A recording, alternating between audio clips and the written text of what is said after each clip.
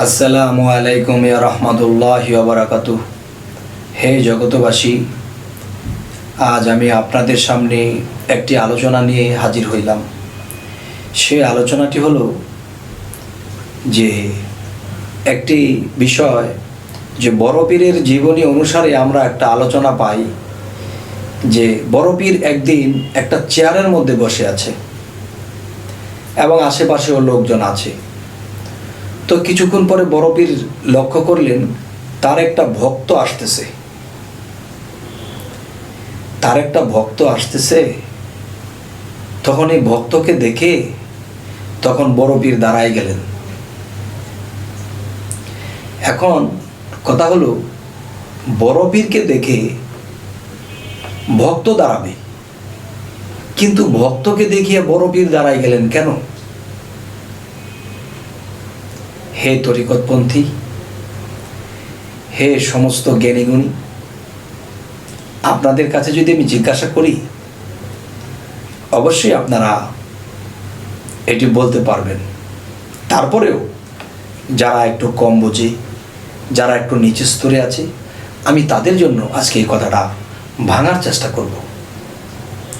সেটি হলো, বড় পীর যখন দেখলেন একজন ভক্ত আসতেছে, এই ভক্তটিকে দেখে বড় পীর কেন দাঁড়াবেন?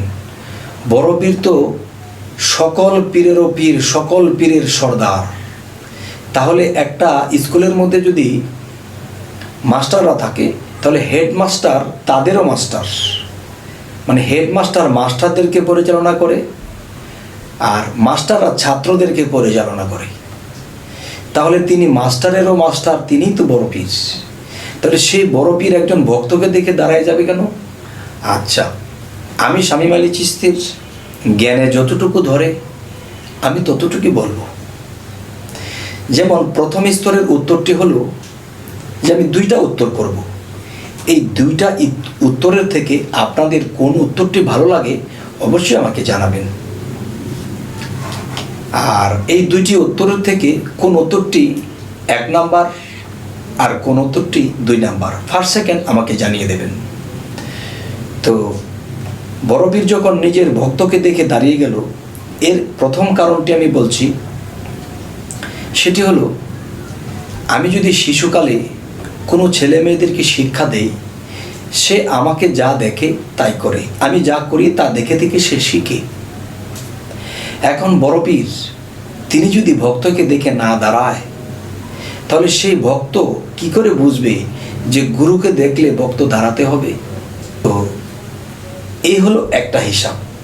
এটা হলো সামাজিকভাবে স্বল্প বা ছোট জ্ঞানের হিসেবে, যে বড় পীর যখন দাঁড়ায় গেছে তখন ভক্ত ভাববে যে গুরু যেহেতু আমাকে দেখে দাঁড়াইছে, তাহলে কোনো একদিন এই গুরুকে দেখেও আমাকে দাঁড়াতে হবে। তো দেখা যায় যে বড় পীর যদি কোথাও থেকে আসতেছে আর সেই ভক্ত যদি বসে থাকে, তখন গুরুকে দেখে ভক্ত দাঁড়িয়ে যায়। তার মানে এই শিক্ষাটা দিয়ে দিলেন আর ভক্ত এই শিক্ষাটা মেনে চলছেন। এ হলো একটা উত্তর। আরেকটি উত্তর হলো সেটি হলো, মানুষ এই পৃথিবীতে চলাকালীন দেখা যায় বহু প্রকারের জ্ঞানের মানুষ আছে। এই জ্ঞানটাকে কত দিকে নিয়ে দাঁড় করায়। তো আমি আরেকটি দিকে আমি দাঁড় করাবো। সেটি হলো যে বড় পীর, সে যত বড় পীরই হোক না কেন, তাহারও কিন্তু পীর ছিল, তাহারও শিক্ষাগুরু ছিল, দীক্ষাগুরু ছিল। তাহলে তিনি তার পীরের স্রোতে, মুর্শিদ স্রোতে যখন তিনি প্রেমে মগ্ন হইতেন, তখন সেই গুরু স্রোতকে নূরে তাজাল্লির মতো পাইতেন। তখন একদিন বড় পীর বসে আছে, তখন দেখতে পাচ্ছে বড় পীরের যে পীর ছিল, সেই পীর সাহেব হেঁটে হেঁটে আসতেছে। তখন তার পীরকে দেখে সে দাঁড়ায় গেলেন, কিন্তু আশেপাশে যে লোকেরা আছে তারা দেখতেছে বড় পীর তার ভক্তকে দেখে দাঁড়ায় গেছে। না বাবা, তিনি তার ভক্তকে দেখে দাঁড়ায় নাই, তিনি দেখতে পাচ্ছে তার গুরু আসতেছে। ভক্তই আমার মাতা পিতা, ভক্তই আমার গুরু। ভক্তের ভিতরে কখন যার তার মুর্শিদ সেখানে আসতে শুরু, সেই ভক্তটি সাধনে, প্রেমে, সত্য, নম্র, ভদ্র, সর্বদিক দিয়ে যখন ঠিক ছিল, তখন দেখা যায় যে সেই ভক্তের মধ্যে এই গুরু তার গুরুকে দেখতে পাচ্ছে।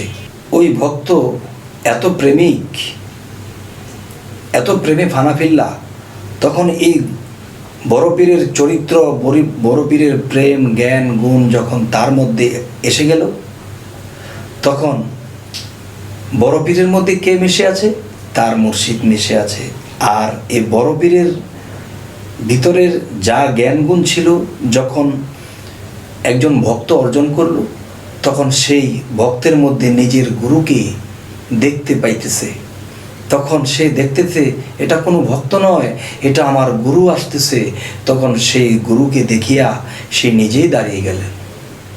হে জগতবাসী, যারা তরিকতপন্থী আছেন, যারা মুর্শিদকে ভালোবাসেন, যারা সাধনার পথ ভালোবাসেন, তারা আমার এই কথাগুলো কেমন লাগলো অবশ্যই আমাকে জানাবেন।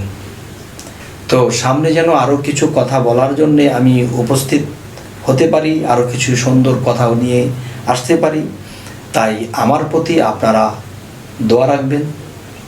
আর আমার এই চ্যানেল যদি ভালো লাগে আপনাদের, তাহলে সাবস্ক্রাইব করুন, আমাদের বাকি ভিডিওগুলো আপনারা পেয়ে যাবেন। তো আজ এই কথাগুলো বলে রাখছি, সকলেই ভালো থাকবেন।